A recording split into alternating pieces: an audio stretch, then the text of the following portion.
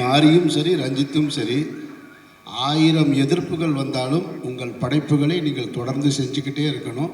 அதுக்கு என்னை போன்றவர்கள் உறுதுணையாக இருப்போம், பக்கத்திலே இருக்கும். அது எதை வந்தாலும் பார்க்கலாம். சண்டை செய்கிறோம், அதில் ஒன்றும் மாற்று கருத்தே கிடையாது. இப்போ மாறி கேட்டு கதை சொன்னார். கதை சொன்ன உடனே அவர் ஒரு கதை சொன்னார். சொல்லிவிட்டு இது நீங்கள் பண்ணால் நல்லாயிருக்கும் சார்னார். சரியாக வருமா மாறின்னு? சரியாக வரும் சார், பண்ணுங்க சார்னாரு. சரி ஓகே பண்ணலாம் மாதிரி அப்படின்ட்டு. அப்புறம் போயிட்டு திருப்பி ஒரு 2-3 வாரம் கழித்து வந்தார்.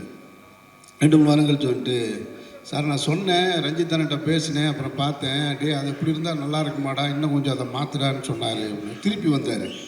திருப்பி வந்து எதையோ மாற்றிருக்கேன் அப்படின்னு சொன்னார். நானும் அப்போ அப்படியா சரின்னு கேட்டுக்கிட்டேன். அவர் முதல்ல என்ன சொன்னார்ன்றது என் மைண்டில் இல்லை, ரெண்டாவது என்ன சொன்னார்ன்றது என் மைண்டில் இல்லை.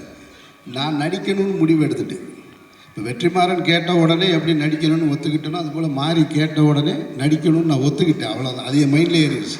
அவர் என்ன சொல்கிறாரு சொல்லலைன்றதெல்லாம் அப்புறம்.